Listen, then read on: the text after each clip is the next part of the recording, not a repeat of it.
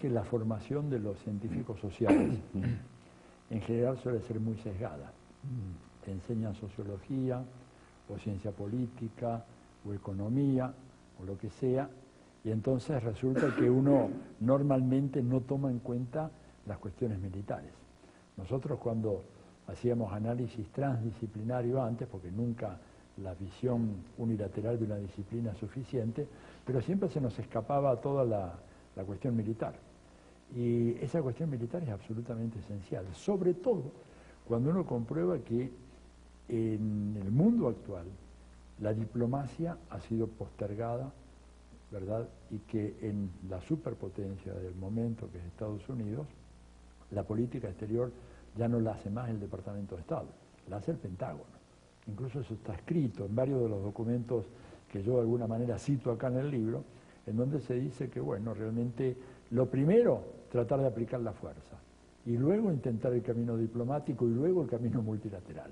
Eso unido a lo que es claramente una contraofensiva muy, muy fuerte que están lanzando Estados Unidos para reconquistar sus posiciones en América Latina, que es para ellos la región de lejos la más importante de todo. Todavía hoy, en muchos países, y vuelvo a repetir, países del ALBA, hay una inercia, por ejemplo, en los procesos de formación y de educación militar, que hace que los militares sigan todavía yendo a aprender a las academias norteamericanas, que van a West Point o van a la Escuela de las Américas.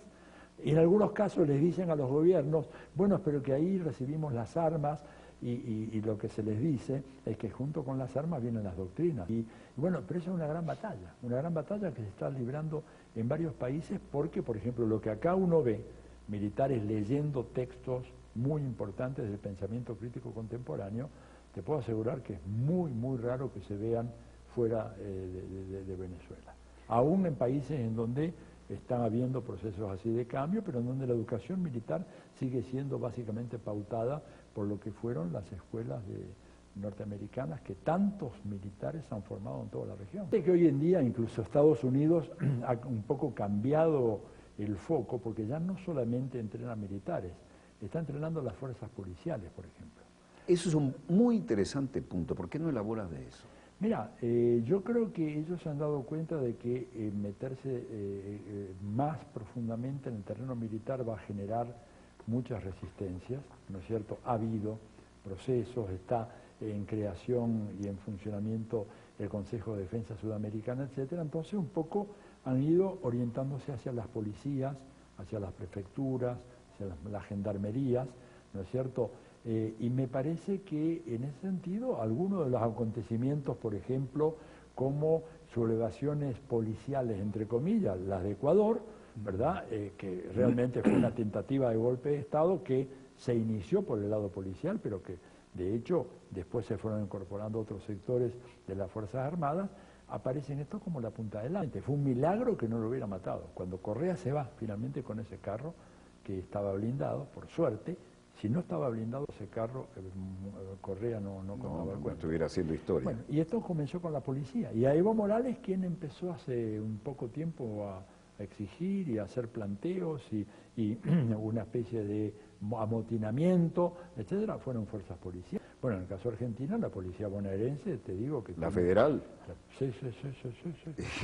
No, tienen unos armamentos y un número de efectivos que realmente es impresionante. Bueno, en el caso de Chile, los carabineros cumplieron un papel de ese tipo. Bueno, los carabineros son la fuerza de choque, a diferentes escalones.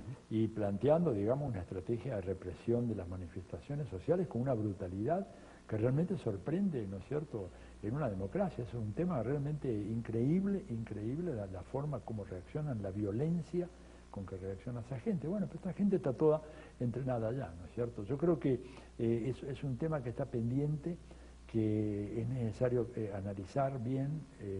Creo que, por ejemplo, uno de los grandes temas en el Consejo de Defensa Suramericano es ver, bueno, si es que se puede llegar a un entendimiento sobre la educación de los militares de América Latina, en este momento histórico tan peculiar.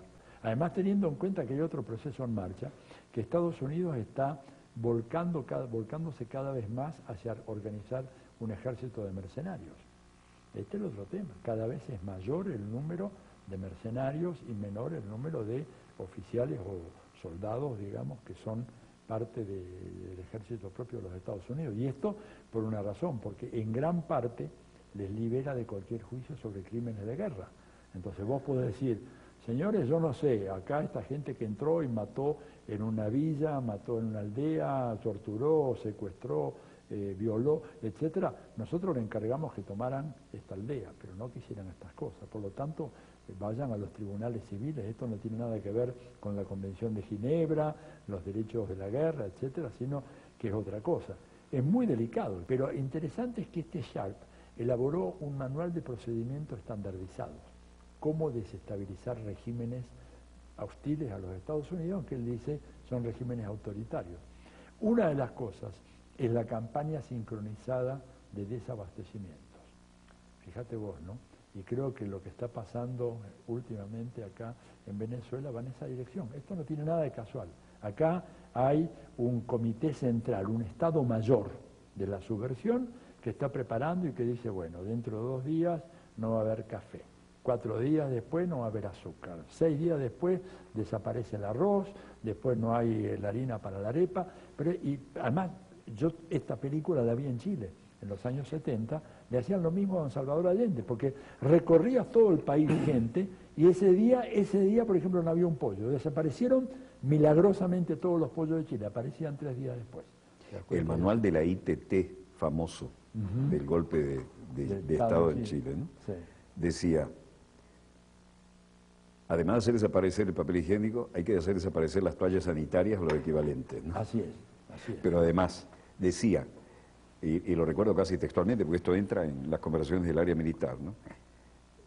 Hay que tener casas seguras para nuestros propagandistas, ni siquiera le llaman periodistas, que los tienen inquistados pagándole por mucho tiempo, dándole facilidades, ¿no?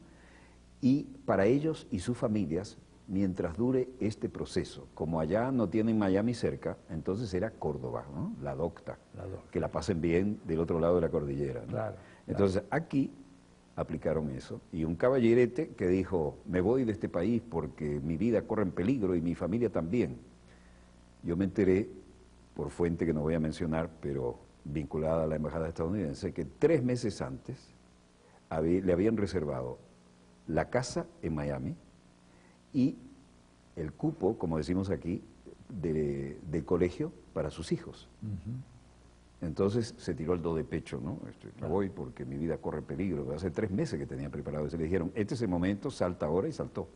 Hay prácticamente unas 100, 120 recomendaciones puntuales, concretas, sobre lo que hay que hacer para erosionar estos gobiernos y finalmente lograrlos que caigan. Y por supuesto, alentar la corrupción en todas sus formas es uno de los mecanismos.